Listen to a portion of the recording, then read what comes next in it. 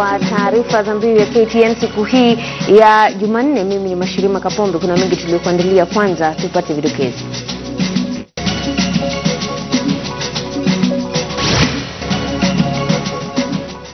Wafanyakazi wa vyuo vikuu vya umma wasitisha mgomo wao baada ya serikali kuwapa shilingi bilioni 5 nyongeza ya mishahara na marupurupu.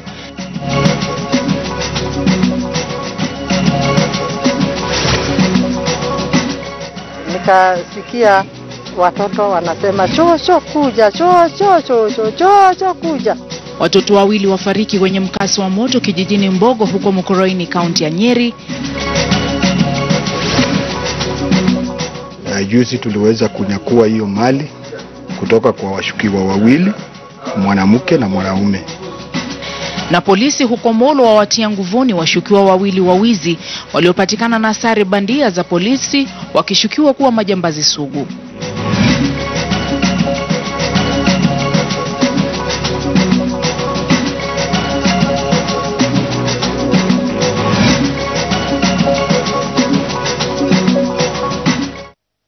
Karibu kwa taarifa zetu. Tunaanza na taarifa kuhusiana na mgomo wa wahadhiri, ambapo wafanyakazi wa vyuo vikuu vya umma wamesitisha mgomo wao baada ya serikali kuwapa shilingi bilioni 5 nyongeza ya mishahara na marupurupu. Mgomo huo umedumu takriban wiki 3. Na tutapata taarifa hiyo katika muda usio mrefu. Kwingineko, polisi huko Molo, kaunti ya Nakuru, wamewatia nguvuni washukiwa wawili wa ujambazi waliopatikana na sare gushi za polisi. Wawili hao walikamatwa asubuhi ya leo baada ya operesheni kuanzishwa ya kuwasaka kwa kile kinachoaminika kuwa ni washukiwa sugu wa ujambazi katika eneo hilo. OCPD wa Molo Daniel Kamanza amesema kwamba wananchi wamekuwa wakihangaishwa mara kwa mara na vikundi vya makundi ya majambazi na kwamba sasa washukiwa hawana chao tena. Sio ni ya kuweka. Hii unaweka mbele sasa hivi unataka. Tumekuja hapa zote wale waliibiwa, tulikuwa zaidi ya watu 16 na wote tumetambua zile vitu. Kwa hivyo tunashukuru sana askari wetu OCPD na OCS, wamefanya kazi pamoja na maofisa wao, wamefanya kazi mzuri sana. Kumekuwa na wizi wa sana usiku hapa katika mji wa Molo, ambapo nyumba zimevunjwa na mabaa. Lakini kupitia juhudi za polisi na wananchi walio wema wameweza kutupea habari, na ndiposa juzi tuliweza kunyakua hiyo mali kutoka kwa washukiwa wawili, mwanamke na mwanaume.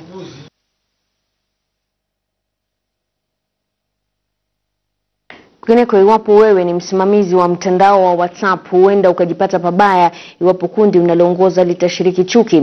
Hili ni onyo la taasisi za usalama na uwiano nchini unaojiri huku idara mbalimbali za kikatiba zikisema ziko tayari kwa uchaguzi mkuu wa mwezi ujao, siku 21 kabla ya uchaguzi huo kuandaliwa. Lofty Matambo ana taarifa kamili. Tume ya Uwiano na Utangamano wa Kitaifa NCIS chini ya usukani wa Francis Ole Kaparo, idara ya polisi, wizara ya usalama wa taifa chini ya kaimu waziri Daktari Fred Matiang'i, idara ya mahakama pamoja na miungano ya kidini imeelezea kuwa kila kitu kishwari kwa uchaguzi mkuu. All security sector agencies have been mobilized and we developed a national security plan around the general elections. Incitement and the crimes that are committed around the elections will be dealt with firmly according to the law. On the part of the judiciary, I want to assure the nation that all arrangements have been made to deal with electoral disputes that may come. Hata hivyo, NCIS inadai kuwepo kwa makundi haramu mitandaoni katika kaunti 21 nchini yanayotishia usalama na amani katika uchaguzi. And the way to deal with them is to go individually to the administrators of those social medias. So tell the administrators we are coming for you. Mwanasheria na mchanganuzi Martin Olo anasema NCIS ina kibarua isije kasalia kwa uhusiano mwema tu. Tungelipenda kuona wale wanaotumia maneno mabaya na matamshi mabaya wakichukuliwa hatua, wakifanywa uchunguzi na hata wakipelekwa mahakamani, kwa sababu joto la kisiasa ndilo huwa linapandisha hasira ya vita na mambo mengine kama hayo. Kwa hivyo wakati unalopoesha joto hilo, hasa kwa matamshi, kwa sababu wanasiasa wanatumia matamshi, wanatumia ndimi. Taarifa hii ya asasi mseto inatolewa juma moja tu baada ya baadhi ya vinara wa siasa akiwemo kinara wa NASA Raila Odinga kupata mapokezi ya chuki maeneo ya Baringo na Thika, huku naibu rais William Ruto akipata mapokezi sawa Kisumu. Na Olo anasema utayari si wa taasisi. Kwa upande wa maandalizi, nafikiri bila shaka kuna mipango ambayo kiutu labda ama kibinadamu kidogo unaweza kusema tayari, lakini ukweli ni kwamba anayehusika hayuko pale mahali maandalizi yalipo, naye pia anajipanga kivyake. Uamuzi wa mahakama ya rufaa unatarajiwa juma hili kuhusu kuchapishwa kwa makaratasi ya kura za urais kulikositishwa na mahakama kuu. Lakini hali hii ina athari gani kwa utayari? Kama ni sababu hiyo na uamuzi wa mahakama inasema kwamba tuache hivyo, basi na wale walioenda mahakamani pia wakubali, kwa sababu wasipokubali basi itawabidi waende kwenye Supreme Court, na wakienda kwenye Supreme Court sasa watakuwa wanatafuta nini? Kuahirisha ama wanatafuta nini? Hapo kesho mwenyekiti wa IEBC Wafula Chebukati pamoja na wachanganuzi mbalimbali wataandaa mkao Nairobi kuzungumzia utayari wa kura, huku mirengo na vyama mbalimbali vya siasa vikikoleza madebe yao ya kujitafutia kura kwa jino na ukucha. Lofty Matambo, KTN leo, Nairobi. Msimu huu wa uchaguzi, wawaniaji wamekuwa wakitumia mbinu tofauti kuwashawishi wapiga kura kuwaunga mkono, lakini baadhi ya mbinu zinazotumiwa ni za kutiliwa shaka. Katika eneo bunge la Embakasi Mashariki, mwaniaji alinakiliwa akitoa unga kwa wakazi, katika hatua ambayo mwanahabari Shadrack Miti anachanganua iwapo amevunja sheria au la. Video hii iliyosambazwa kwenye mitandao ya jamii ilizua mjadala miongoni mwa Wakenya. Wakazi wa eneo bunge la Embakasi Mashariki wapo kwenye foleni kupokea zawadi, ukiwemo unga kutoka kwa mgombea ubunge wa chama cha Jubilee Francis Mureithi. Kitendo hiki kimezua maswali iwapo kweli Mureithi alikuwa akitoa mlungula kwa wapiga kura kwa madhumuni ya kuwashawishi. Kwa mujibu wa sheria za uchaguzi za mwaka 2016, hongo ni pale mtu anapotoa rushwa kwa mpiga kura ili kumshawishi dhidi ya kupiga kura au kuchukua msimamo wa siasa unaoegemea mrengo fulani. Mtu anayetiwa hatiani kwa sheria hii atapigwa faini isiyozidi shilingi milioni 2 au kufungwa gerezani kwa muda usiozidi miaka 6 au adhabu zote mbili kwa wakati mmoja. Ni kwa msingi ndipo KTN News ilitafuta kauli ya Francis Mureithi kulihusu swala hili. Tulikuwa napatia raia chakula. Kama mtu ako na njaa sasa asikule. Sisi tunapatiana unga na tubagui. Mwenye watanipigia ama mwenye hata anipigia kura. Sijaanza kupeana nini leo. Kama niko na unga, kama niko nimepata mtu amenipatia unga. Sasa hiyo unga ningeenda kwa nyumba. Nasema kama ni pesa, sasa sisi kwa sababu ukienda unajua sasa kama ni pesa sindiko, na hata kama ni pesa watu walikuwa wanaongea tu. Sababu ile watu watu wanafikiria, unajua kitu yenye watu watakana wakumbuke, hiyo law ambayo walikuwa wanasema ati kuna treatment of voters. I think it was repealed by Senate last year. There is no such a law now. Lakini taarifa kutoka kwa tume ya IEBC imesema katika sheria kitendo hiki kinafahamika kwa jina ushawishi. Kitendo hiki kilikuwa ukiukaji wa sheria kabla ya sheria mpya ya uchaguzi ya mwaka 2016. Lakini katika mpangilio mpya wa sheria za uchaguzi, ushawishi wa wapiga kura sio ukiukaji wa sheria tena, ila ni lazima hongo inayohusu fedha ihusishwe. Japo sheria ya tume ya IEBC inamuondolea lawama Mureithi, linalosalia ni je, hatua hii inaleta ushawishi wa wapiga kura au la? Shadrack Miti, KTN leo. Wito wa uchaguzi huru na wa haki unazidi kutolewa na viongozi mbalimbali wa dini. Leo hii hapa Nairobi, maaskofu Mark Kariuki wa Evangelical Alliance of Kenya na askofu Ibrahim Omondi wa Dove African Fellowship wameitaka tume ya IEBC kuhakikisha kwamba Wakenya wanafurahia na kuridhishwa na namna shughuli hiyo itakavyoendeshwa ili kuepukana na malumbano baada ya uchaguzi. Uchaguzi mzuri, uchaguzi fair, credible na ambao unaaminika hauwezi kupatikana kama IEBC haifanyi kazi yake. Kwa hivyo tunaomba IEBC wahakikishe ya kwamba wamechunguza vile vyombo vyao ili pasije pakawe na furugu yoyote kutokana na hao kutofanya kazi yao. The church would like to call on all politicians to exercise restraint during their campaigns and avoid inciting Kenyans against each other. We also wish to remind all Kenyans that elections come and go and leave us the same way they found us. Na sasa tuelekee huko Wajir ambapo mwanahabari Faisal Abdulrahman anatupasha zaidi kuhusu siasa za eneo bunge la Eldas. Kampeni za amani zinapigiwa debe katika kaunti ya Wajir. Mbunge wa Eldas Adan Keinan ambaye kwa miaka 15 amekuwa kwenye kiti hicho angali anaomba kura hizo tena.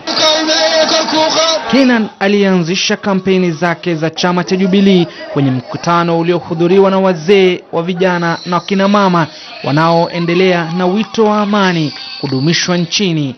Amesisitiza umuhimu wa kampeni za kuheshimiana baina ya upinzani. Tunataka uchaguzi ifanyike kwa uhuru. Tunataka kila Mkenya apige kura kulingana na desturi na katiba ya Kenya. Kwa hivyo tukiwa viongozi wa Jubilee hapa, mara nyingine tunasema tunataka amani idumu katika Wajir, tunataka amani idumu katika Kenya, na tunataka kila Mkenya apate fursa ya kupiga kura kulingana na fikra zake. Sisi kama viongozi na wazee kutoka Eldas tunataka uchaguzi wa amani katika eneo bunge hili na hata kaunti ya Wajir. Keinan ndiye bunge pekee eneo hilo ambalo amehudumu kipindi kirefu uongozini, wadadisi wakichanganua kwamba michango yake bungeni na kusimamia kamati kadhaa huenda kimechangia pakubwa kwa wakaazi kuwa na imani naye. Hata hivyo anakumbana na Ahmed Borai wa chama cha ODM. Faisal Abdulrahman, KTN News katika eneo bunge la Eldas, kaunti ya Wajir. Kwa taarifa ya tanzia, wenyeji wa kijiji cha Mbari wa Mboga katika eneo bunge la Mukurweini, kaunti ya Nyeri, waliamkia taarifa za kuhuzunisha baada ya kuarifiwa kuwa watoto wawili walikuwa wameteketea hadi kufa. Chanzo cha moto huo wa saa 2 usiku hakijabainika. Inadaiwa kuwa mama watoto alitoka nje kuomba simu ili ampigie mumewe, lakini aliporudi baada ya muda mfupi akapatana na maafa. Moto tayari ulikuwa umeteketeza nyumba hiyo ya mbao ya vyumba vitatu na ni nyumba ambayo haina nguvu za umeme. Mama watoto alifika katika kituo cha polisi cha Mukurweini kuandikisha taarifa. Nyanya ya watoto alijaribu kuwanusuru, lakini jitihada zake zikaambulia patupu.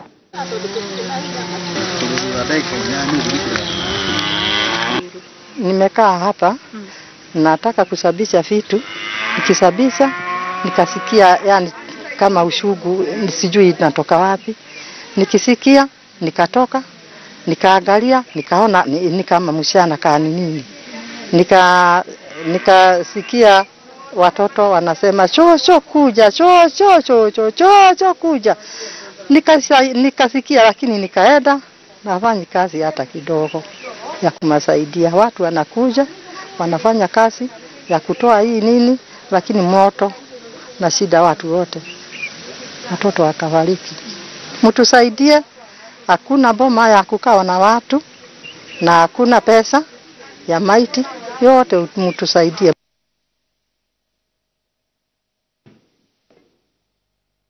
Mula ajilaze roho zao mahali pema. Kwingineko kwenye mseto wa habari za siasa na mwanahabari Shadrack Miti, wagombeaji wa Jubilee katika kaunti ya Nakuru wamewataka wakazi wa kaunti hiyo kutowapigia kura wagombeaji huru kwenye uchaguzi mkuu wa Agosti tarehe 8. Tupate habari hizo na taarifa nyinginezo. Siasa za wagombea huru zinazidi kuala vichwa wawaniaji walio na miegemeo ya vyama fulani. Katika kaunti ya Nakuru, mgombeaji wa ugavana wa chama cha Jubilee Kinyanjui ameongoza wanasiasa wengine katika kuhubiri injili dhidi ya wagombeaji huru. Na sasa ikiwa wiki 2.5 kabla ya uchaguzi, ni kumaanisha sasa lazima tukusanye kura zetu zote, na mnajua kwetu katika Jubilee kura zetu national, sisi tunasema kila kura ina haja. Every vote counts. Naye mbunge wa kwanza Ferdinand Wanyonyi amekiri kwamba hatua ya muungano wa NASA kuruhusu vyama tanzu kuwasimamisha wagombeaji tofauti kwenye wadhifa mmoja huenda ikachangia muungano huo kupoteza baadhi ya viti, hasa katika maeneo yanayoaminika kwa ngome za muungano huo. Jubilee have an upper hand in this case because I've got one candidate is Jubilee. But NASA, we have a problem where we have candidates in Port Kenya, we have candidates in ODM, we have candidates in CCM, we have candidates in ANC. It's a bit unfortunate. Na katika kaunti ya Garissa, Gavana Nathif Jama ameupuzilia mbali wapinzani wake kwa kuwataja kwa watu wasio na mwelekeo wala ajenda yote kwa watu wa Garissa. Gavana huyo aidha ameupuuza baadhi ya wazee wa ukoo ambao juzi waliripotiwa kumuunga mkono mpinzani wake Ali Korani. Some funny tribal grouping was called and the verdict was the governor Jama should not be elected. People are not elected by few, groups calling themselves whatever names and saying so and so should not be elected. People are elected by the masses because of their performance. Watu wa Garissa, it's for them to decide who to elect as their governor and who not to elect. Kwingineko katika kaunti ya Pokot Magharibi, siasa za KANU na Jubilee zimeshamiri. Mwaniaji wa ugavana aliyepia seneta wa sasa John Lonyangapuo amezua madai kwamba wanasiasa wa Jubilee wakiongozwa na gavana Simon Kachapin wanazitumia rasilimali za umma katika kuendesha kampeni zao. Wameiba pesa kwa wizara yao na kuanza kutumia usiku na mchana ati wananunua watu. Wanatembea na gari ya serikali kufanya campaign, wanatembea na pikipiki ya serikali kufanya campaign, wanatumia pesa ya serikali kufanya campaign. Na huko Trans Nzoia, madai ya wanasiasa kukiuka sheria kwa kuendesha kampeni usiku yameibuliwa. Mwaniaji wa ubunge katika eneo la Saboti kupitia chama cha Ford Kenya Caleb Hamisi ameitaka tume ya IEBC kuwachukulia hatua wanasiasa wanaokiuka sheria za uchaguzi. Wale wenzangu ambao wamekuja saa hiyo wanataka kiti cha ubunge wa Saboti, tunawaambia wakuje mapema. Wamama we, tunawaambia wakuje mapema, waanguke mapema, watuondoke. Hii ya Saboti, lakini wakileta pesa msikatae. Sawa? Hata mimi nikisikia wanapeana pesa mahali nitakuwa nawaita muende. Shadrack Miti, KTN News. Ndio hapo basi, wenyewe wanasema kula kwa huyu lakini kura kwa mwingine. Naitwa Mashirima Kapombe, tuwapumzika kidogo. Katika muda usio mrefu tutakuwa tunakuletea taarifa kamili kuhusiana na kusitishwa kwa mgomo wa wafanyikazi wa umma. Endelea kuwa nasi.